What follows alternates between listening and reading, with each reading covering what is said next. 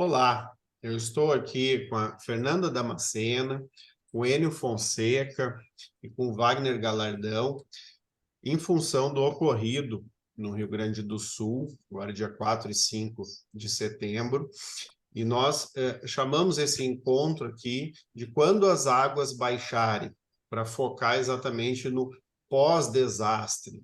O Rio Grande do Sul perdeu muitas vidas, muito patrimônio, animais, foi realmente um desastre. Tá?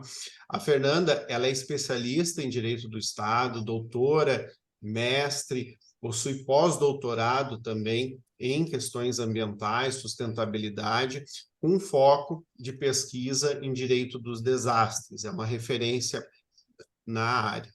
O Enio Fonseca é engenheiro florestal, com larga experiência em gestão, engenharia ambiental, educação ambiental, proteção florestal, já foi superintendente do IBAMA, gestor na CEMIG, enfim, tem uma experiência muito grande aí, e o nosso convidado, o Wagner, esteve lá pessoalmente nas ocorrências no dia 4 e 5 de setembro, onde chegou a chover quase 300 milímetros na bacia do Rio Taquari, Antas, que é um espaço grande do estado, onde cidades foram destruídas em até 80%, tanto área urbana, área rural, e temos um vídeo do secretário de Meio Ambiente e Agricultura de um dos municípios mais afetados, que é o município de Roca Salles.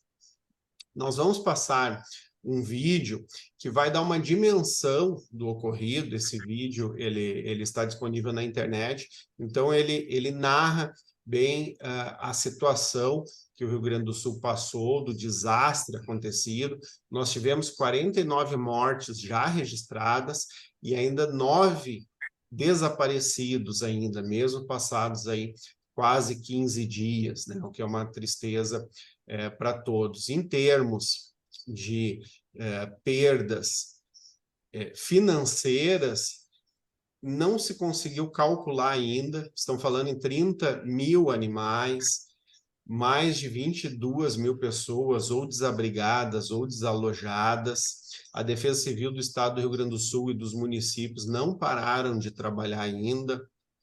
Eu mesmo, no feriado de 7 de setembro, fui com a minha família lá para a região, a gente ajudou a descarregar caminhão, a solidariedade está fantástica, doações de todos os lugares do Brasil chegando, então isso acalenta, isso traz uma tranquilidade. Ontem estive numa reunião na Secretaria de Estado do Meio Ambiente, onde me foi dito ali pelo secretário adjunto, Marcelo Camardelli, que a ordem do governador Eduardo Leite é de priorizar o atendimento e a reconstrução dessas cidades, porque de fato as cidades foram destruídas, e inclusive uma das preocupações do governo estadual é que os órgãos de controle, principalmente o Tribunal de Contas, então, seja solidário em relação à burocracia estatal necessária, mas que isso não atrase a reconstrução das cidades.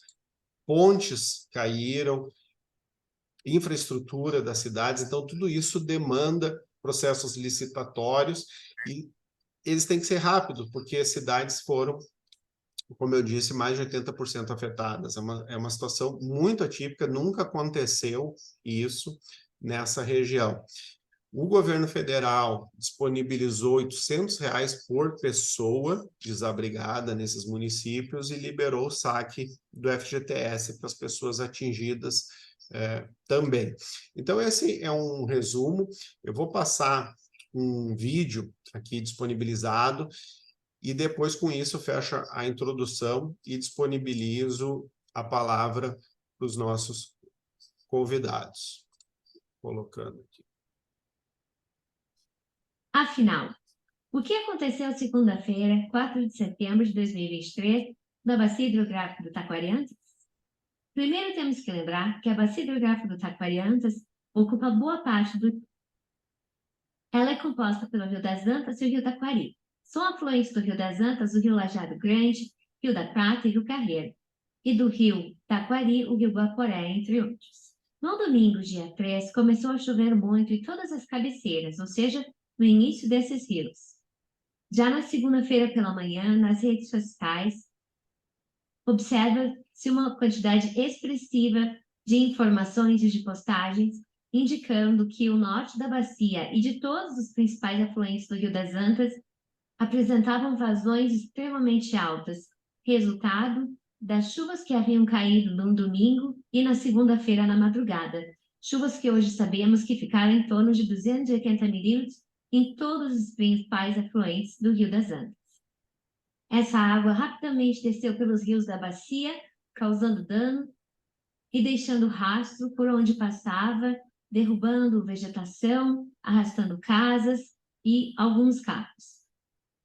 As imagens já disponíveis durante a segunda-feira, mesmo para o leigo, indicavam que não se tratava de uma chuva comum, e sim, talvez, da maior chuva vista em toda a bacia hidrográfica nos últimos tempos.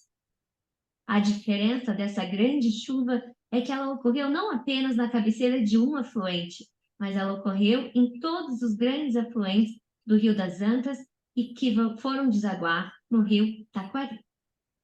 Às 5 horas da tarde de segunda-feira, a ponte entre Nova Roma do Sul e Farroupilha caiu, ponte onde nunca havia chegado a água. Como nesta imagem, a chuva aconteceu no Vale do Taquari, mas, além disso, estava chovendo rapidamente nas cabeceiras em volumes muito grandes, o que aumentou drasticamente as vazões no vale.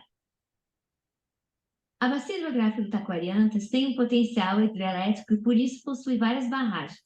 Essas barragens são de soleira livre, ou seja, a água passa por cima, e elas ajudam a diminuir a velocidade em que a água desce rio abaixo, reduzindo a onda de cheia.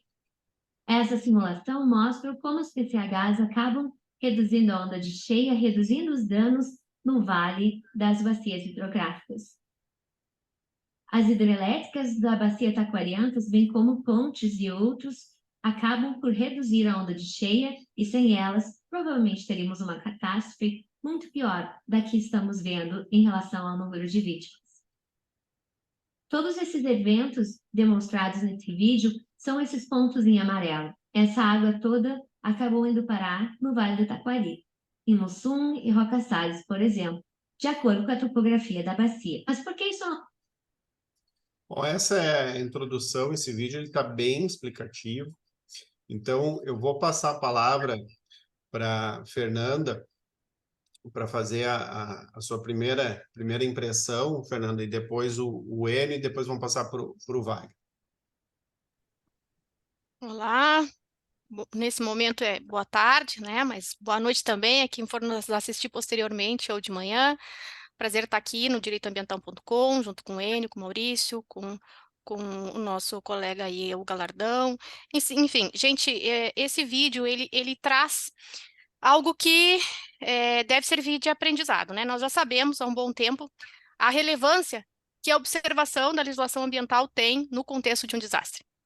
Não é a única causa, mas ela faz parte de um processo que contribui, sim, ou seja, nós temos aí uma clara circunstância em que precisamos voltar um pouquinho, né, e olhar por uma diretriz básica da Política Nacional de Proteção e Defesa Civil, que está lá previsto na Lei 12.608 de 2012, que é a adoção da bacia hidrográfica como uma unidade, né, de análise para as ações de prevenção naquelas circunstâncias em que se está diante da possibilidade de desastre envolvendo o curso d'água, né?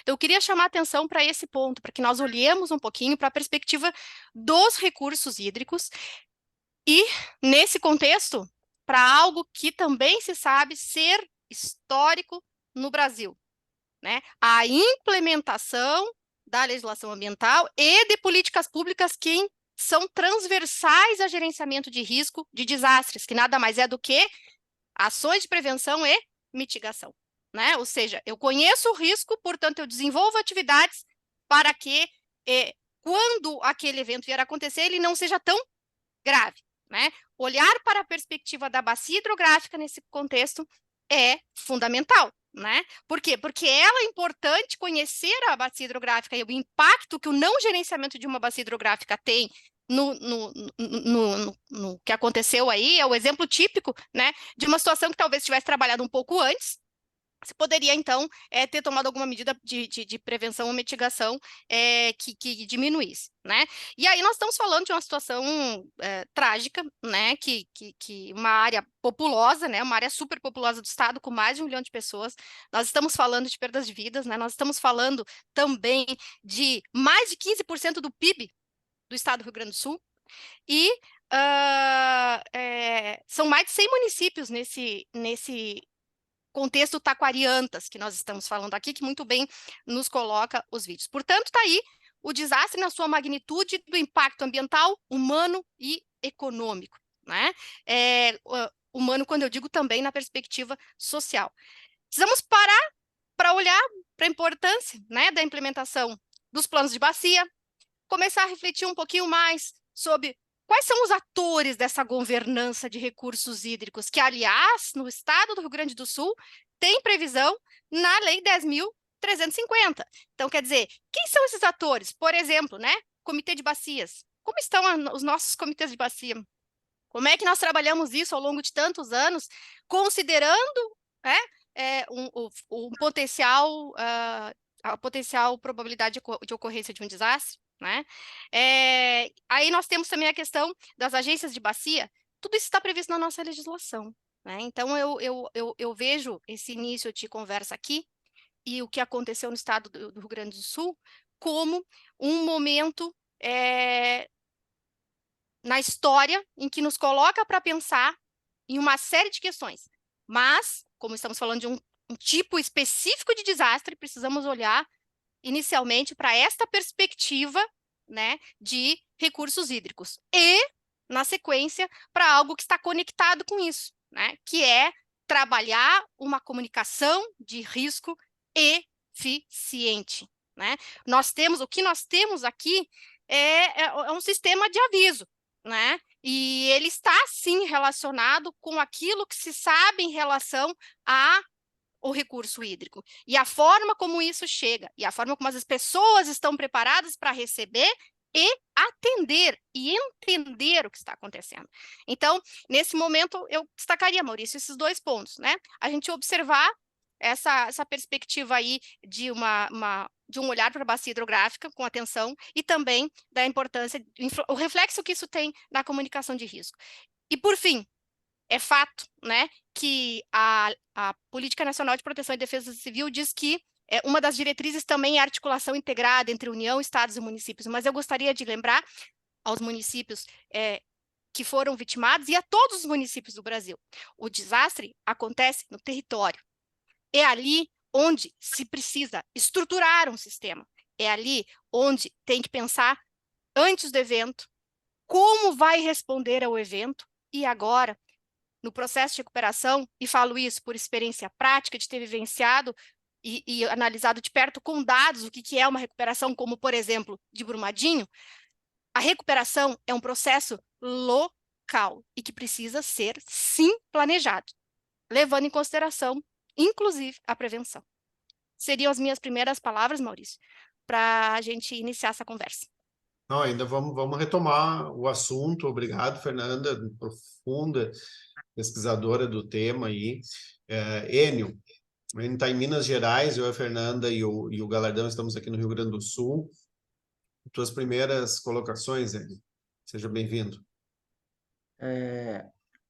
Boa tarde, né, a todos. Maurício, muito obrigado aí pelo convite da gente participar desse evento do canal Direito Ambiental. Muito satisfeito de estar dividindo aqui esse evento, né, com a Fernanda, com o Galardão e com você. E eu queria dizer nessa fala inicial, primeiro, a Fernanda fez uma abordagem extremamente lúcida, competente, né, de um contexto que abrange os aspectos de natureza geral que precisam ser levados em conta, os aspectos legais que já existem e de governança para essas questões, e tratou, né, evidentemente, também rapidamente né, dos impactos do que aconteceu localmente nesse episódio aí do Rio Grande do Sul. Aí eu queria, né, nessa fala inicial, lembrar o seguinte: eu já trabalhei na administração direta, num órgão da Secretaria de Meio Ambiente, no início da minha carreira, que foi o Instituto Estadual de Florestas, que pelo nome e atribuição, né, tem um impacto muito grande na gestão dos espaços territoriais, em especial, né, dentro das bacias hidrográficas, onde você tem as zonas de recarga, as zonas de utilização do território para produção, para preservação. Eu trabalhei 30 anos no setor elétrico, numa grande empresa, né, a CEMIG, onde nós, então, vivenciamos nesse período todas as consequências das atividades climáticas que chegam ao ponto de drenagem das bacias, que são os cursos de água, onde nós temos as nossas barragens, e ali a história das cheias e das secas impactavam a operação dos nossos empreendimentos, e a gente aprendeu, então, a administrar, né, essas situações, levando em conta a clareza de que impactos que estão associados a essa questão do regime hidrológico, né, num caso de secas, podem implicar em diminuição de oferta de energia, de água para abastecimento da população. E, do outro lado, os impactos associados às grandes enchentes, com a destruição, evidentemente, que ela causa. E toda a água que cai, né, ela, no final das contas, ou ela infiltra, ou ela escorre, mas, no final das contas, ela vai ao leito natural de drenagem, que são os cursos de água. E aí, nos cursos de água, a gente tem o ciclo hidrológico apresentado na sua essência, independente da existência de uma atuação antrópica, da ocupação legal e ilegal dos espaços territoriais. Sempre, ao longo do tempo, existiu um período de seca, um período de chuva, entremeado por outros períodos de primavera e de outono, mas os grandes períodos de seca e de chuva, eles existem independente da existência de ocupações que estejam nas margens dos cursos d'água ou que estejam nas encostas. Quando o homem ocupa esses espaços de uma maneira não planejada, de uma maneira não ordenada, a gente, nos períodos, em especial de chuvas, e se as chuvas forem torrenciais, nós temos um impacto negativo extremamente preocupante que pode culminar com a perda de bens, com a perda de vidas, que estão associados, então, às enchentes, que estão associados aos deslizamentos e às perdas de bens e até mesmo, né, de pessoas. Então, eu queria pontuar que, do ponto de vista da existência das barragens que estão nesses cursos d'água, por onde passa toda a água que vem de um período de chuvas acentuadas, os reservatórios, eles podem ter uma influência positiva na gestão e no controle de cheias, especialmente se forem reservatórios de grande porte que acumulam água para as diferentes finalidades e usos múltiplos.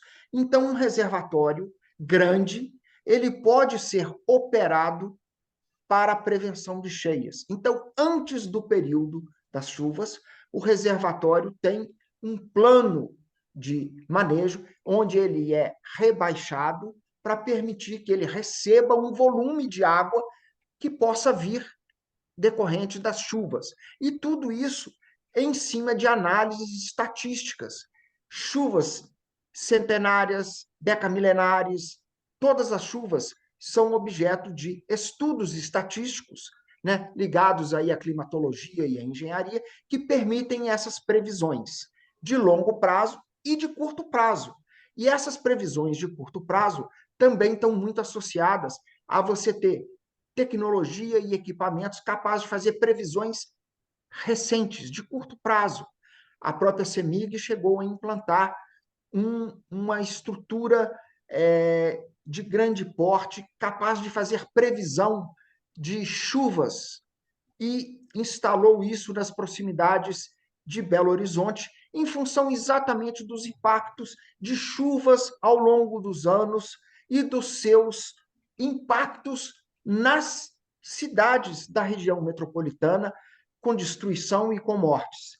E esse sistema de controle e monitoramento, né, de chuvas, ele depois foi doado corretamente ao Instituto Mineiro das Águas, o IGAM, que é o instituto que faz o controle e o acompanhamento das questões hídricas dentro do Estado, porque essas informações que estão associadas às previsões, elas são o primeiro passo dentro de um plano de preparação para situações de crise que possam vir em função do risco de desastres associados a situações de de grandes chuvas e as suas consequências associadas, então, às enchentes.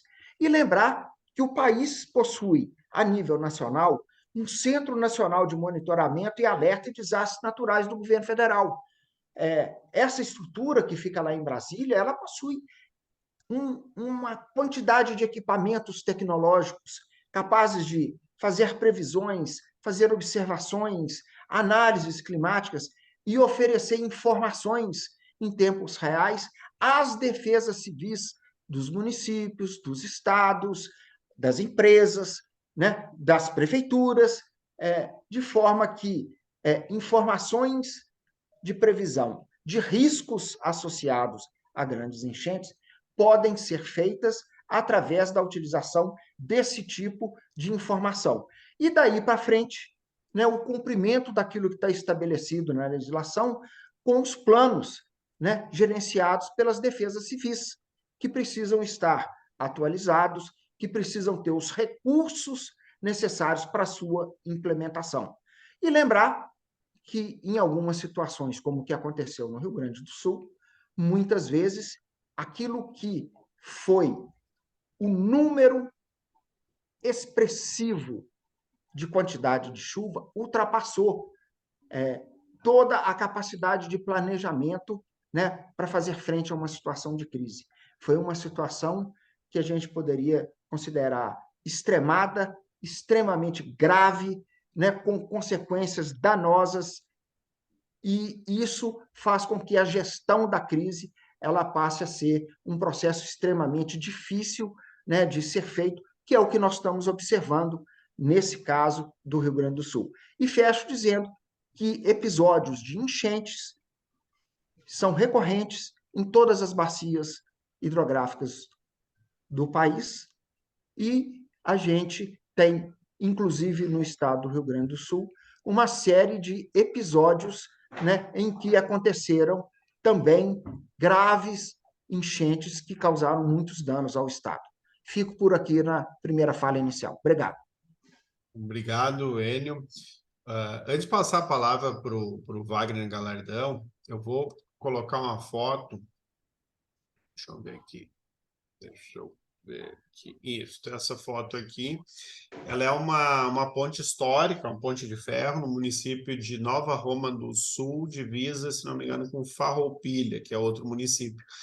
Essa altura da ponte são 22 metros, e a água bateu, né, na ponte e não só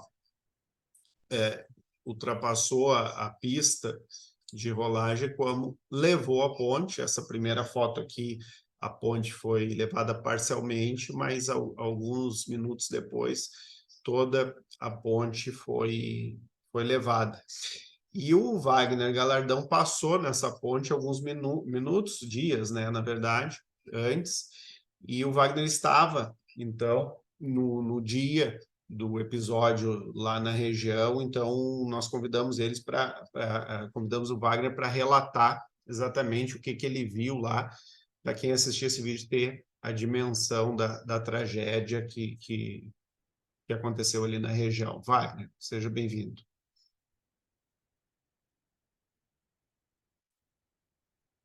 Ainda está mudo, Wagner.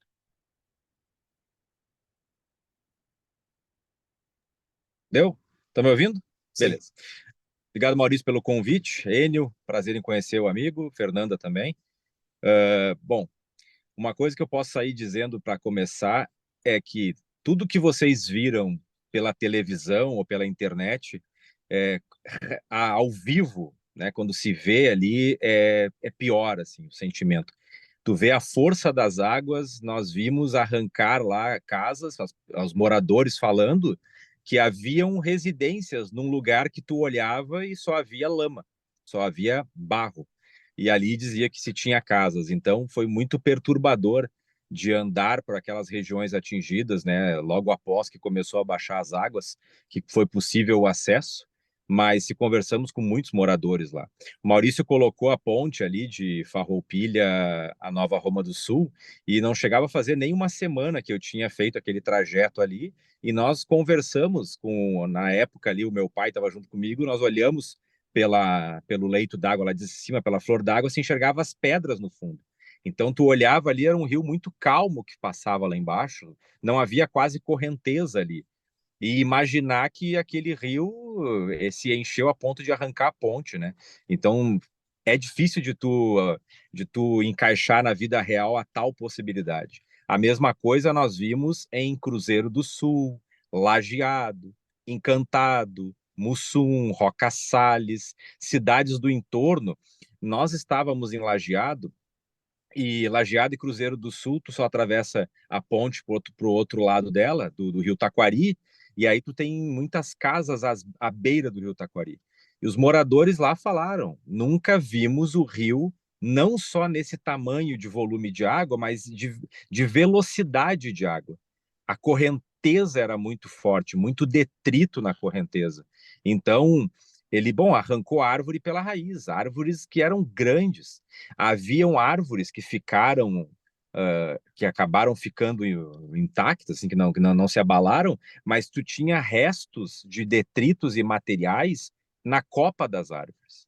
Eu conversei com o Maurício logo em seguida ali, tu via um acúmulo de sujeira, de capim, de materiais leves, de detritos, na parte mais alta dos postes, aonde tem aquele cruzamento das linhas, que tem aqueles suportes para os fios, era muito comum de tu ver materiais detritos presos ali, inclusive animais, né? Então a gente viu assim diversos animais que estavam mortos, presos em copas de árvore. Restos de casa inteiras levadas, casas inteiras. Eu mostrei para o Maurício ali um vídeo que vem uma quadra inteira, tem uma quadra de casas e simplesmente há terrenos que estão totalmente limpos, sem nada no terreno. E aí as pessoas falam que aqui tinha uma casa, aqui tinha outra, e a correnteza levou praticamente tudo pelo caminho. E então, assim, é perturbador, é triste, foi muito grave, as pessoas perderam tudo.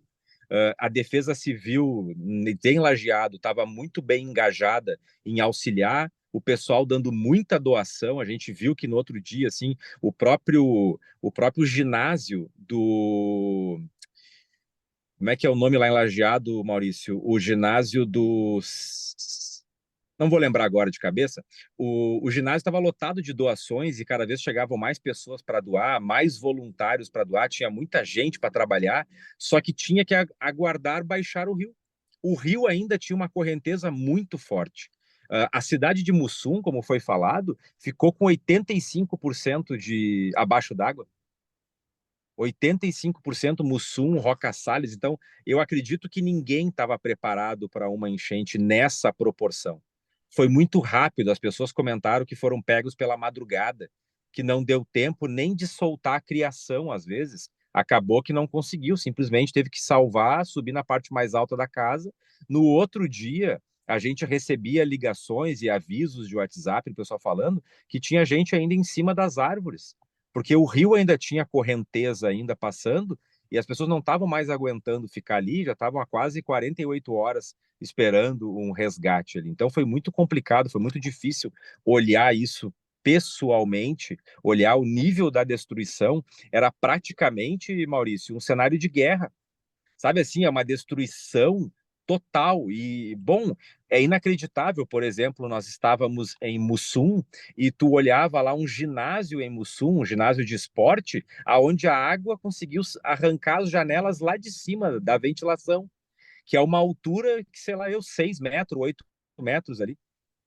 Então, assim, o rio passou não só com volume de água em altura, né, mas uma correnteza muito forte, o que arrancou tudo, arrancou telhados inteiros.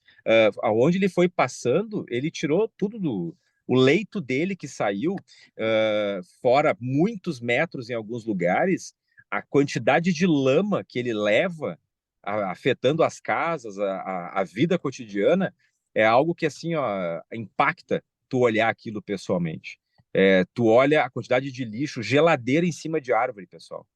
Geladeiras em cima de árvore, sofá em cima de copa de árvore. Sabe, tu olhar para uma copa de uma árvore que deve ter o quê? 10 metros de altura, 12 metros de altura, 15 metros de altura, e tu olhar e ter um sofá lá em cima preso, entendeu? Junto com outros. Tu olhar ter uma geladeira presa. É super triste esse cenário, assim. Não se difere a um cenário de guerra. Não se difere. Muita gente comentou lá, dando relatos no dia a dia, lá no dia posterior, que foram pegos de surpresa, que simplesmente quando acordaram de madrugada com o barulho d'água, eles foram descer as escadas, né? Porque lá em Encantado e Mussum, ali, o pessoal comenta muito que eles têm um costume de cheia, assim. Eles sabem que quando chove muito, alaga. Mas o que eles fazem? Eles construíram as casas com segundo piso. Então, geralmente, embaixo é uma garagem, é uma lavanderia, e na parte de cima, no segundo andar, aí realmente é a casa, né? Os quartos e tudo mais. E aí as pessoas iam descer e a água estava batendo já no teto daquele do piso inferior. Então, o pessoal pegou realmente muita gente de surpresa. Nunca antes tinha visto isso. Se eu não me engano, me arrisco a dizer, é a segunda pior enchente, né? Acho que é outros dados que se tem, 1941, de uma enchente parecida com essa, né? Então, para finalizar, Maurício, eu acredito que com esse episódio que nós vimos acontecer agora, com certeza aí o nosso estado vai se preparar melhor com a Defesa Civil para que ela consiga ter aí mais estrutura e vai ter uma atenção mais que especial nessas problemáticas aí dessas cheias dos rios aí, porque nós tivemos um ano de seca do ano passado, né, com praticamente nada de chuva num período, e agora essas quantidades grandes de volume de água. Então, tu vê que o nosso estado oscila bastante entre uma seca severa e uma severidade de chuvas também em determinado período. Wagner, deixa eu te fazer uma pergunta. Tu que teve lá durante, foi os primeiros atendimentos, foi relatado algum alerta? A população sabia da gravidade que estava por vir, porque ficou claro que, e até por isso a gente passou aquele vídeo no início, a chuva na cabeceira e a água veio, né, a jusante, veio o volume de água descendo. Claro, algumas horas de antecedência, mas quando chegou nos locais mais atingidos, que é a região que eu conheço bem também ali, Mussum, Roca Salles, Encantado, Arroio do Meio, o pessoal falou que foi, se não me engano, 2 da manhã, né? E foi questão de minutos. Mas a pergunta que eu te faço, então, o pessoal sabia da gravidade? Teve alerta ou não? Não sei se tu tem essa informação, se tu ouviu. Eu não tenho a informação, assim, porque isso é uma informação que fica muito vaga, né, Maurício? Uns dizem que nada sabiam e outros falam que receberam alguma mensagem de muita chuva, mas não se sabe dizer se era o alerta referente à enchente em si, entendeu? Ou se era um alerta porque estava chovendo na cidade. Se chovia bastante na cidade. Mas era um alerta de chuva, né? De bastante chuvas, hein? Chuvas bem, bem intensas. Só que não de alagamento daquele tipo. Muitas pessoas que a gente conversou ali, o pessoal comentava que não, a quantidade de chuva, se alagasse, ia alagar um pouco, aquilo que eles já estariam acostumados, mas não do nível que se alagou, de chegar no teto do segundo piso de algumas casas, né? E teve um sobrevivente que relatou para ti que perdeu a família ali, né? No segundo piso, né? A casa se foi no segundo piso, né? Isso foi triste, né? Não vou entrar nos detalhes assim, mas só para vocês terem uma ideia, era uma casa de alvenaria e ele estava no segundo piso, ele foi descer para ver o barulho da água, porque estava muito forte, ele desceu para ver e botou os pés na água já no primeiro degrau que ele botou, estava com os pés dentro d'água. Quando ele voltou para dizer que a água estaria alta, a casa desmoronou e a família foi junto. E esse foi o que te relatou que foi o único sobrevivente da família.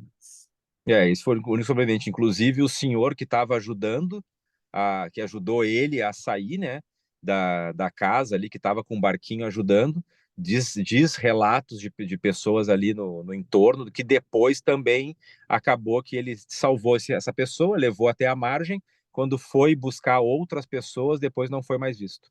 Também está na lista dos desaparecidos. Bom, Wagner, obrigado pela tua contribuição. Fica à vontade para continuar conosco aqui. Agora eu vou passar um vídeo do secretário do Meio Ambiente. Eu conversei com ele, o Schaefer. Ele é secretário do Meio Ambiente e Agricultura do município de Roca Salles. É um dos municípios foi completamente destruído, o centro, ali onde tem a prefeitura, o comércio, enfim, foi totalmente destruído. Conversei com ele e ele pediu para mandar um vídeo, porque, de fato, eles estão com um trabalho muito intenso lá, mas ele foi muito gentil. Então, eu vou passar o vídeo aqui para a gente assistir. É um vídeo de 2 minutos com as declarações dele. Boa tarde, doutor Maurício, tudo bem? Aqui Mauro Mesquita, secretário da Agricultura do município de Roca Salles. Bem, como todo mundo já está sabendo, a gente passou pela maior enchente da história aqui do município de Roca Salles.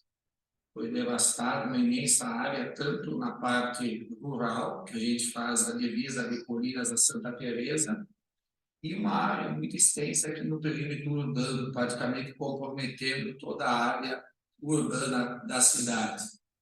A gente teve a remoção, teve que fazer a remoção de muitas famílias, os ginásios em volta, muitas famílias perderam as casas onde é que habitavam, né? E vamos ter que trabalhar, lutar para a construção de moradias populares, primeiro, a princípio, algum modo, tipo, algum modo assim que a gente possa relocar em algum lugar, aí quando a gente tiver algum dinheiro do governo federal, para ter uma moradia digna de estabelecer para esse pessoal. E quanto à questão ambiental, também a gente tem que dar uma melhorada no nosso corredor ecológico, bastante devastado a parte de beira de rio, tentar readequar ali umas áreas ali para efetuar o plantio de mudas, para ter um pouquinho mais de consistência na beirada dos rios. Arroios não é tanto, mas o nosso problema principal é rio.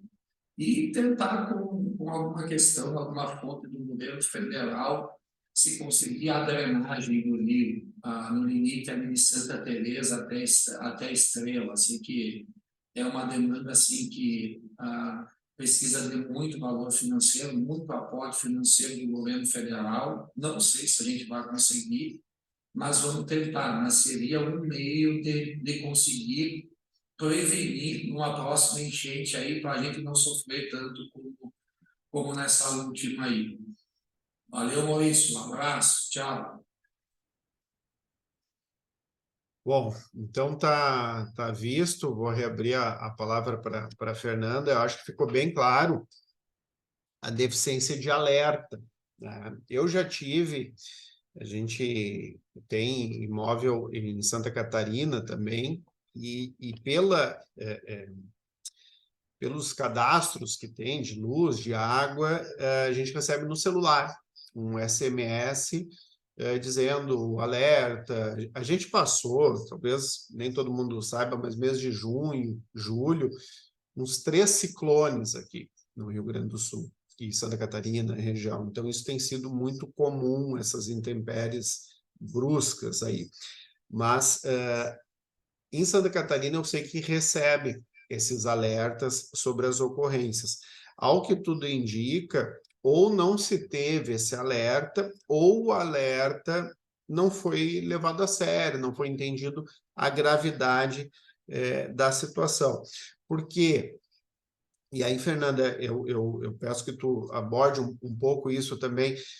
Não tem como evitar esse desastre. É um volume absurdo de água, o homem não tem essa capacidade de evitar, mas tem que tratar com mitigação dos efeitos danosos, né? E o alerta, ele faz parte disso. Então, Fernanda, te devolvo a palavra para ti, como especialista, abordar um pouco isso também. Bom, eu anotei tantas coisas aqui ouvindo as falas anteriores, mas eu queria, Maurício, antes de atacar exatamente o ponto que você perde, falar sobre duas questões que eu retiro da fala do Wagner, né? Primeiro, ele comentou que havia na região, e isso é muito normal, e eu falo também do Vale dos Sinos, onde eu me encontro, há uma normalização do desastre. As pessoas estão acostumadas a erguer os móveis, sair de casa e depois voltar, como se isso fosse algo natural. Então, a primeira questão que eu queria destacar é isso, né? Nós ouvimos aqui uma série de falas que demonstram o quanto, enquanto estrutura urbana, em matéria ambiental, nós temos uma participação nesse contexto. Essa é a primeira observação que eu queria fazer. A segunda e que está relacionada com a questão do alerta. O desastre não gera um dano ambiental comum. O desastre, ele está localizado num contexto daquilo que a gente chama de um binômio de baixa probabilidade, alta magnitude. E o que isso significa? Significa que se eu não tenho exatamente a noção da magnitude, eu preciso trabalhar com aquilo que a gente chama de pior cenário possível. Chegou um momento, seja pela variabilidade climática que nós conhecemos aqui do Rio Grande do Sul, que é típica, seja pelo impacto da mudança do clima, nós precisamos, em outros tipos de desastre, olhar para esta questão e buscar nos preparar dentro desse contexto. Então, são duas observações que eu faço. Por quê? Porque para falar em como eu me preparo, eu preciso conhecer o risco, né? E aí, o risco é a probabilidade de ocorrência de um determinado evento, né? Isso depende, sim, muito do que o Enio falou, que a gente chama e estuda muito em desastre, que é ciência de dados, né? Nós temos, sim, no Brasil ainda, muito que evoluir nesse contexto. Isso não só em nível de município, que na verdade é praticamente inexistente, porque o município hoje depende de informação da União e dos estados, basicamente, mas precisamos sim evoluir, mesmo onde a gente pensa que há um nível alto de informações de dados. Então, isso é uma lacuna que precisa ser trabalhada, com certeza, né?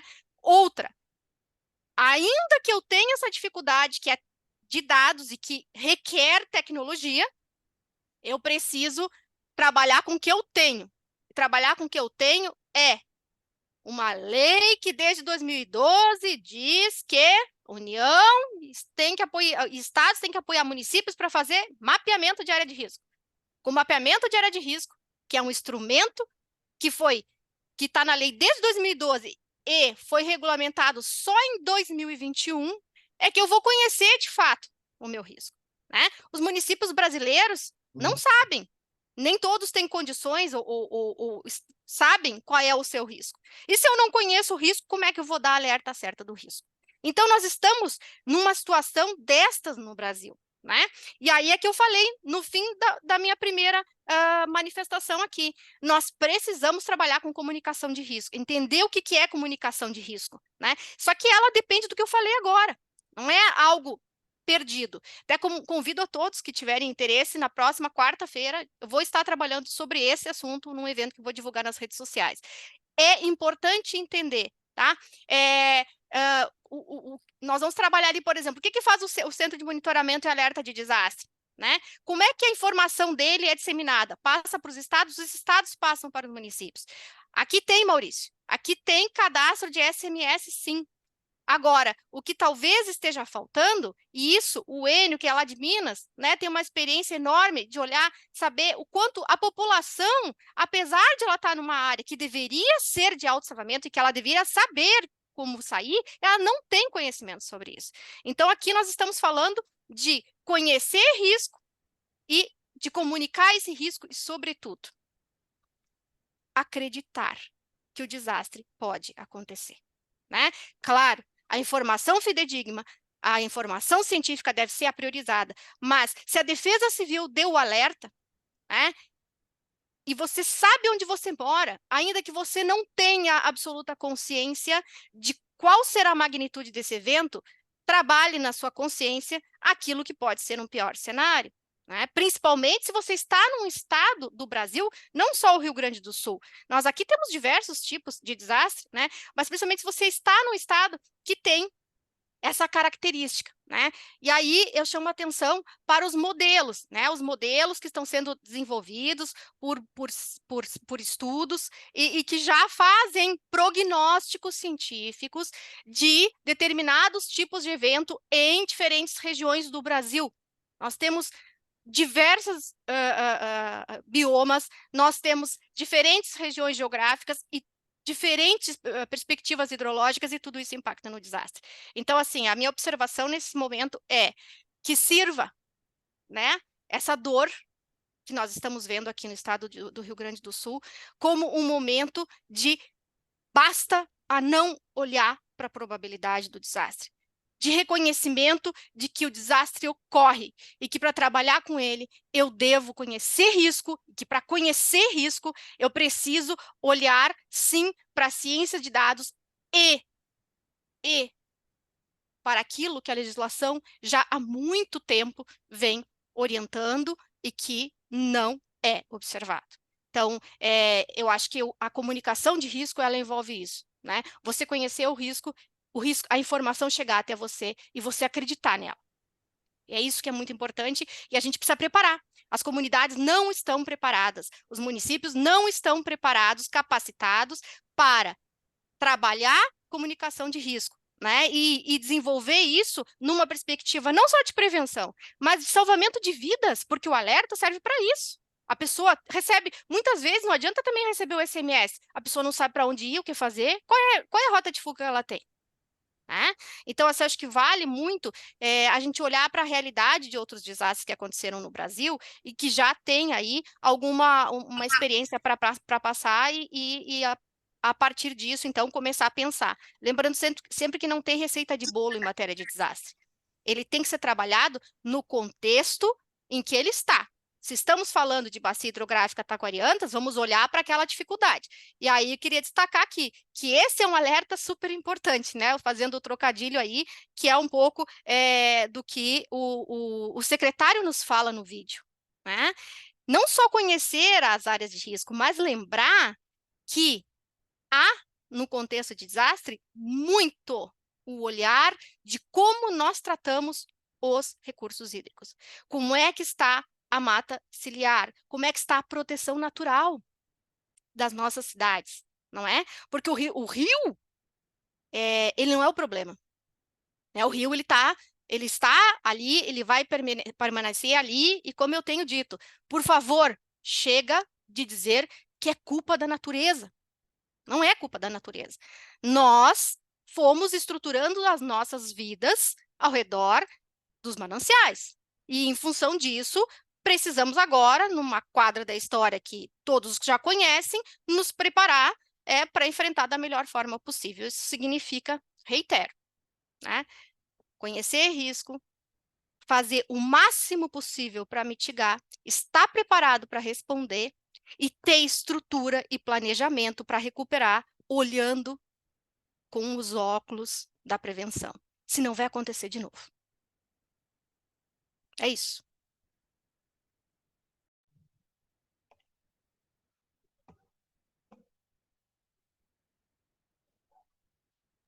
Sem áudio.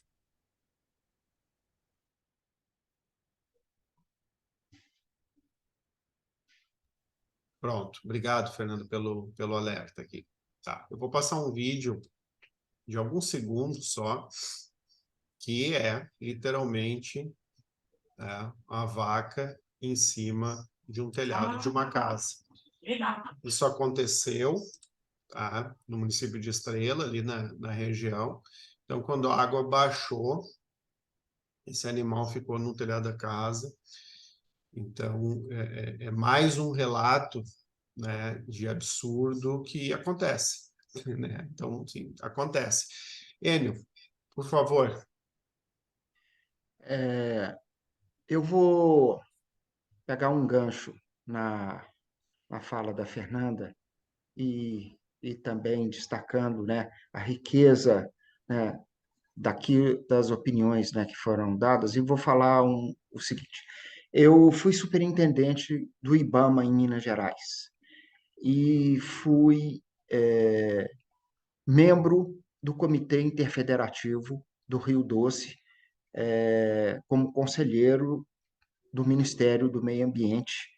E esse comitê interfederativo ele foi instituído com a participação de órgãos dos governos federais, estaduais, municipais, sociedade civil e uma série de outras entidades para tratar do desastre, né, associado ao rompimento da barragem da Samarco em Mariana.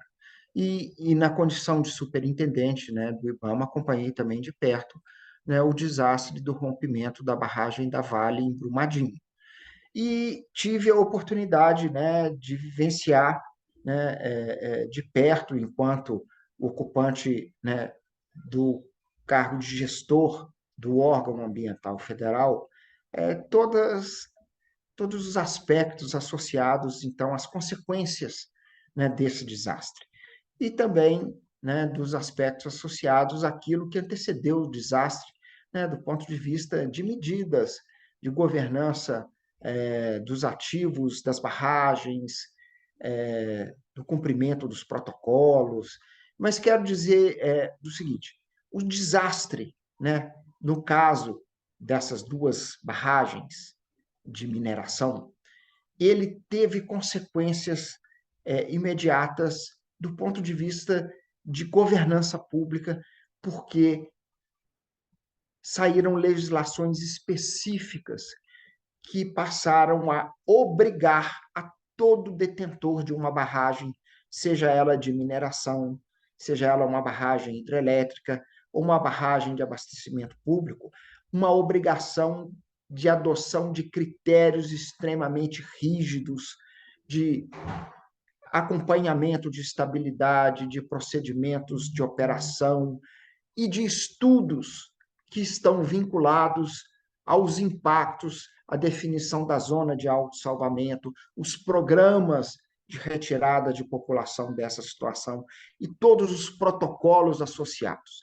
Então, no caso das barragens, né, de mineração e das barragens hidrelétricas, né, nós passamos a ter legislações no âmbito de vários estados, no âmbito do governo federal e, pelo menos do ponto de vista de legislação com critérios de obrigação, existe uma série de parâmetros a serem seguidos, né, pelos empreendedores, com a responsabilidade de acompanhamento por parte da Agência Nacional de Mineração e da ANEEL, no caso dos empreendimentos de geração de energia elétrica. No entanto, é importante dizer o seguinte: foi um desastre, foram dois desastres significativos, gravíssimos, um com grande impacto ambiental no Rio Doce e morte de cerca de quase 30 pessoas, o outro com mais de 280 mortes, que é o caso de Brumadinho. Mas ali você tinha uma questão fundamental, que era o responsável. E aí, quando você tem o responsável, fica, pelo menos, fácil de encaminhar, não de condenar aqueles que deram causa ao episódio dos desastres.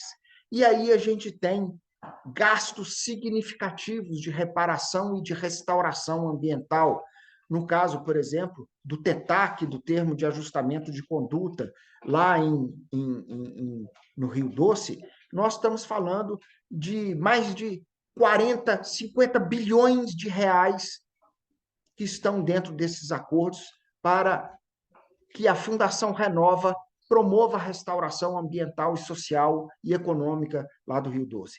Nesse mesmo acidente, nós temos uma ação que está sendo movida em Londres pelos atingidos, da ordem de 230 bilhões de reais, também contra a BHP, contra a Vale, contra a Samarco, exigindo indenização. No caso também da barragem de Brumadinho, o acordo soma mais de quase 40 bilhões de reais.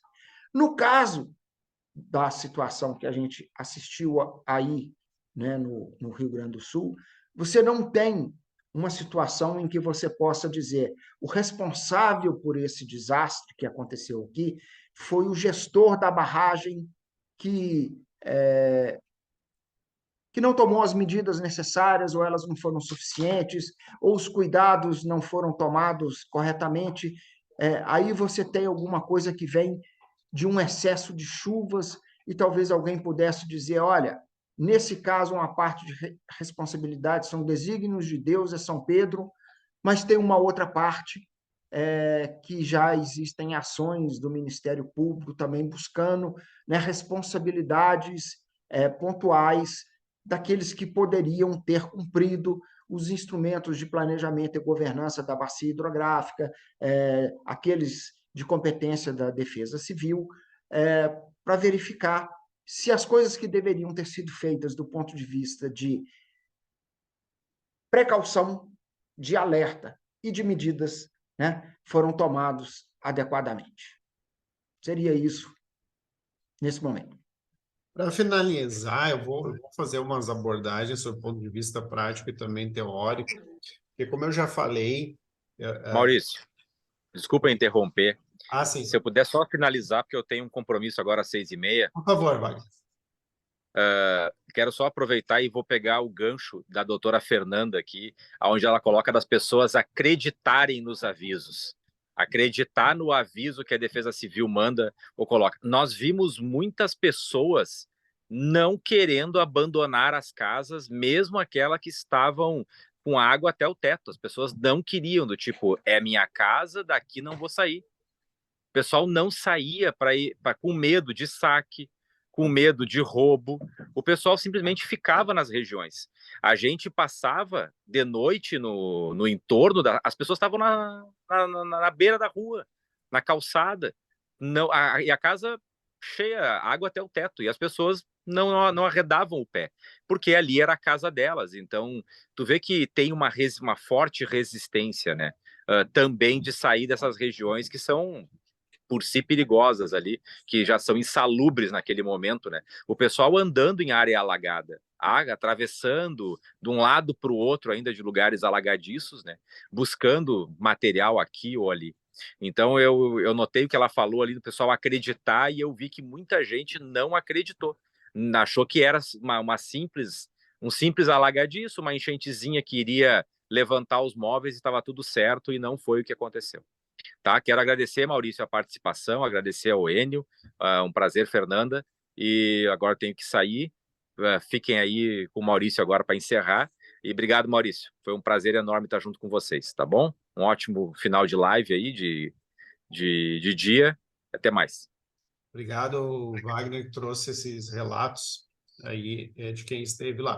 Então, como eu estava falando, eu fui logo após, que foi no dia 4 e 5 de setembro, e no dia 7 de setembro, que foi o feriado, eu fui com a minha família lá para a gente ajudar de alguma forma, como podia, enfim. E algumas coisas me chamaram a atenção, assim como isso que o Wagner falou, eu vi lá também, que as pessoas não iam buscar os mantimentos para não abandonar suas residências com medo de saque. E não é saque assim por bandido, não, é por necessidade. As pessoas não tinham água para beber, se entregasse comida que não fosse pronta, eles não tinham onde fazer a comida, então era uma questão logística que eu vi lá muito difícil, Fernanda, que aí a gente fala de um plano de contingência, né? Qual é o plano? Então, todo mundo sabe o que precisa fazer. Então, nos depósitos lá, que a gente estava ajudando a tirar os mantimentos dos caminhões, meus filhos pequenos levaram brinquedos, e eu vi o pessoal da prefeitura dizendo, não, vamos guardar esses brinquedos para o Dia da Criança, que é lá em outubro. Então, assim, umas coisas impensáveis. Não que o brinquedo ia resolver a situação, mas talvez para uma criança podia trazer um pouquinho mais de conforto ali. Turismo do desastre, coisa mais triste, quando a gente foi até o local, a gente botou na rádio local e fomos escutando a rádio ali da região. E as pessoas indo, né? Lembrando que estamos no Rio Grande do Sul, indo com chimarrão, com pipoca, cadeira de praia, para assistir aquela destruição. Isso também a gente viu ali. Servidor público preso por desviar mantimento. Isso aconteceu também. Então, assim, são coisas que, ao mesmo tempo, me faz crer de quão longe a gente está de exatamente saber o que precisa. Numa comparação grosseira, toca o alarme de incêndio no prédio que mora, no condomínio que mora, todo mundo sabe para onde correr, todo mundo sabe o que precisa fazer. Então, esse saber o que precisa fazer, confiar no alerta, eu acho que a sociedade brasileira tem muito que avançar aí. Sob o ponto de vista ambiental, propriamente dito, até para que as pessoas entendam, nós não podemos falar aqui de faixa de área de preservação permanente como solução para isso. Só quero pontuar, porque volume de água que não tem nenhuma relação com distanciamento de APP. O rio subiu quase 30 metros para cima, não estou falando para os lados, para cima. Então, locais, por isso eu fiz questão de colocar a foto da ponte ali no início, aquela ponte está a 22 metros do leito ordinário da água. Então, não é por falta de APP, as casas que sofreram, elas não estavam em APP, poderia, mas a maioria absoluta estavam muito longe, 200, 300, tem casa que foi atingida e estava a 2 quilômetros do rio, para entender o que aconteceu. Então, a resposta não é apenas APP, e óbvio, para situações complexas nunca tem soluções simples, né? Então, aí é uma sequência, por isso a gente marcou isso, eu e a Fernanda conversamos, achamos importante passar essa informação aí sobre o manto aí do direitoambiental.com, que tem essa função de difundir conhecimento dentro da área ambiental, como eu gosto de dizer, desenvolver o direito ambiental. Então, com isso, espero que a gente tenha, né, contribuído para que, quando as águas efetivamente baixarem, a gente consiga ter um melhor plano de respostas, porque vai acontecer de novo, pode ser em maior ou menor magnitude, mas vai acontecer de novo. Então, para considerações finais, Fernanda, depois o Enio, e aí a gente encerra. É isso aí, Maurício. Acho que eu reitero, então, essas duas últimas observações, né? Desastre, em geral, tem com causas, né? Então, quando a gente estuda a matéria ambiental, que é muito próxima à matéria de proteção e defesa civil, uma prima irmã aí, a gente vai saber que nós não estamos tratando, em geral, de uma causa. Nós precisamos avaliar uma série de questões, e aí, como a gente não tem tempo agora aqui para tratar de responsabilidades, ficaria para uma próxima, né, oportunidade, que tem muito que falar em relação a isso, mas ela pode se dar por ação ou por omissão. Isso é fato, né? Em desastres já se tem isso na jurisprudência muito tranquilo. Além disso, a questão das áreas de preservação, né? Não é e nem seria a única solução, mas é importante olhar para essa questão, porque boa parte do nosso Brasil, e eu falo isso com conhecimento de causa e de dados de mapeamento de área de risco, boa parte do nosso Brasil tem população morando em área de preservação permanente, né? E aí nós sabemos já, basta lembrar do maior desastre em termos de número de mortos deste país, que foi na região serrana do Rio de Janeiro, onde os laudos ambientais deixam bem claro, né, que se determinadas casas não estivessem em alguns lugares, certamente, no mínimo, o impacto de mortandade teria sido muito pequeno, né? E a questão é essa, né? Se o desastre vai acontecer, nós temos que ter consciência de que daqui para frente, né, é preciso entender o que é se preparar para desastre. E se preparar para desastre significa conhecer risco e planejar. Então, agora, né? Muitas vezes eu respondo a perguntas e quando atendo, tanto quanto advogada quanto como consultora, a pergunta que me vem é: ah, mas a contingência é prevenção. A gente precisa trabalhar em questões muito básicas e entender e orientar quem está nesse fronte. E aí eu queria chamar a atenção, né, para a desestrutura que é, e mais uma vez falo com base em dados. Aqui são considerações finais, mas quem quiser eu tenho dados para passar. A desestrutura em termos de estruturação, eu digo material e imaterial, em termos de capacitação e em termos de governança, que é a defesa civil deste país, né? Falo aqui com dados analisados com um volume grande de municípios, né? Então, é inacreditável ver como é que está a realidade hoje no Brasil todo, e o Rio Grande do Sul ainda nem é uma defesa civil que se compara a muitos estados do Brasil em termos de dificuldades. Então, imaginem vocês como é que a gente vai estar pronto, de modo que, sim, saber o que é e como bem elaborar um plano de contingência passa a ser uma necessidade. Desastres não deveriam acontecer, né? Mas eles acontecem. Então, eu agradeço pela oportunidade. Acho que esse debate foi, ao menos para mim, de bastante reflexão e aprendizado. E eu queria dizer o seguinte: todo mundo fica pensando que com muito recurso se resolve. Eu fiz recentemente um trabalho aí onde o Enio também trabalhou como consultor em Brumadinho, um trabalho voltado para estratégias de recuperação de desastre. Eu posso dizer para vocês que não é o dinheiro e nem a quantidade de dinheiro que recupera de desastre, mas a boa gestão e conhecimento sobre o que é recuperar desastre. Então, a gente precisa, nesse momento, efetivamente, olhar, né, para tudo isso que está sendo ofertado, que, enfim, é de grande valia, é muito importante, mas isso precisa continuar e o prazo é longo, a recuperação é um período muito longo. Será que nós estamos prontos? Como nós nos comportamos em relação à doação? O desastre exaspera o pior do ser humano, faz parte do desastre, né?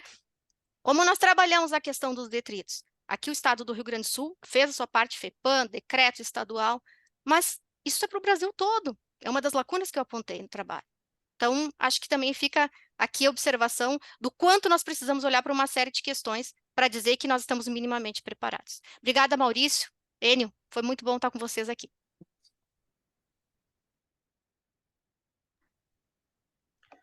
Bom, eu gostaria de agradecer ao Maurício, né, que nos convidou aqui no canal Direito Ambiental.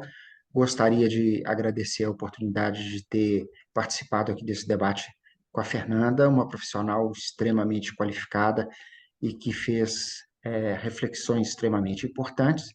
E nas palavras finais, eu vou lembrar de um outro tema, né, que eu, ao longo da minha vida profissional, eu também me dediquei.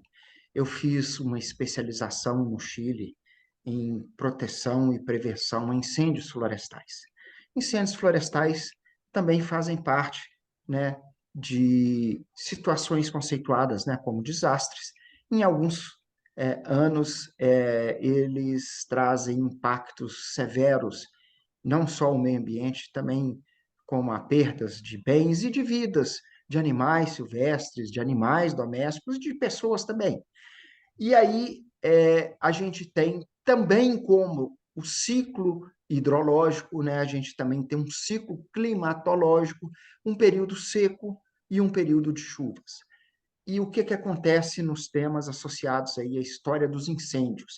Quando você tem um período seco, você vai administrar as situações de risco e as situações de crise, em que você tem, então, incêndios florestais em matas nativas, em áreas florestadas, com todas as consequências, e isso obriga a uma série de procedimentos de precaução, de planejamento e de combate. Quando chegam as águas, e acontece que o risco diminui, o assunto fica esquecido. E quando você volta no outro ano, quando vai terminando o período, né, das águas, vai entrando no período seco, a questão volta a aparecer. E a gente tem que ter a clareza de que esses temas, que são recorrentes, eles têm que ter atuação permanente, eles têm que ter planejamento constante, tem que ter implementação de medidas o tempo inteiro para que a gente esteja preparado, tanto quanto possível, para enfrentar situações de gravidade extrema, como essa que nós estamos vivendo aí no Rio Grande do Sul. Maurício, mais uma vez, obrigado pela oportunidade. Acho que o canal Direito Ambiental, mais uma vez, brilha, né, abrindo um espaço, né, como o que foi feito no dia de hoje, para uma discussão de um tema tão importante como esse. Muito obrigado.